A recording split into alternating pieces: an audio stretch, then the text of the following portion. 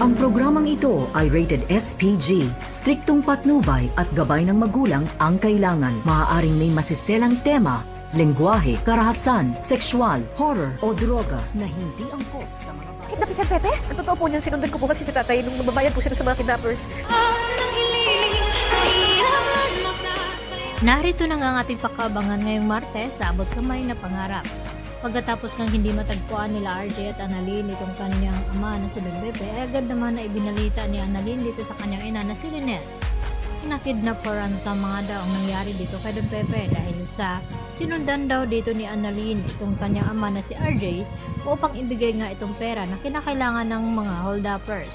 At dahil dito, nalaman nila na kidnap for ransom pala ang nangyari dito kay Don Pepe. At gulat na gulat naman itong si Lynette nang malaman niya na nakidnap pala ang lolo dito ni Annalyn. At dahil dito, nag-aalala naman ng husto itong si Lynette at pati na rin itong si Dr. Enriquez. Samantala, patuloy pa rin na naghahanap itong si Zoe at itong si Balahadja dito kay Don Pepe.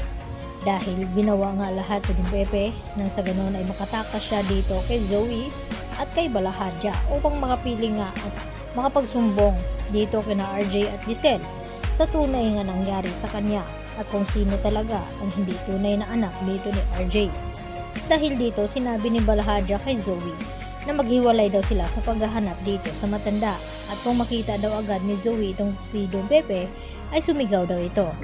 Kaya naman hindi na malaya ni Don Pepe nang sabihin nga dito ni Balahadja na pagod na daw siya sa kakahanap nito at kapag nakita niya daw ito ay hindi daw siya mag-atubili na paslangin itong si tanda. Kaya hindi na rin nagdadalawang isip itong si Don Pepe na hindi gamitin ang kanyang atmas na dala-dala. Kaya nang maramdaman ni Don Pepe na may taong papalapit sa kanya at hindi malang niya ito nilingon ay agad niya nang pinapaputukan at nagulat ito nang si Zoe nga ang natamaan.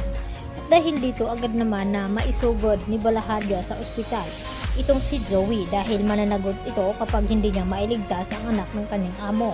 At dahil dito, magiging critical naman ang kalagayan dito ni Zoe. At dito naman magtataka itong si Doc Meneses na kung bakit hindi magkamatch ang dugo dito ni RJ at Zoe. Dahil kinakailangan ngang masalinan ng dugo itong si Zoe dahil sa marami nga ang nawala sa kanya. Dahil malayo-layo nga ang lugar kung saan ay itinatago nga nila itong si Don Pepe. At dahil dito ipagtataka din ni Doc RJ na kung bakit nga ba hindi magkatugma at match silang dalawa ni Zoe na anak naman niya ito. Kaya dito na yan magkakaalaman.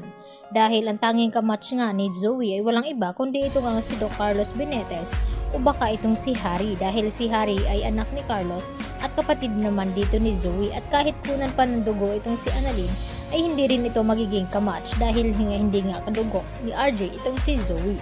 Kaya dito na yan magkakaalaman kung bakit hindi nga magkamatch ang mag-ama. At makakatakas nga ba ng tuluyan itong si Don Pepe na ngayon nga ay tila paika-ika nga itong sa paglakad at hirap na hirap. At dahil dito porsigido nga na makita agad ni Balahadja itong si Don Pepe dahil mananagot sila kapag nakatakas ito at masabi dito kay RJ kung sino nga ba ang kumidnap sa kanya. Dahil dito, hindi naman hahayaan din ni Moira na mabunyag nga ang sekreto na pinanghawakan nila na matagal. Kaya kinakailangan nga daw na mahanap agad itong matanda.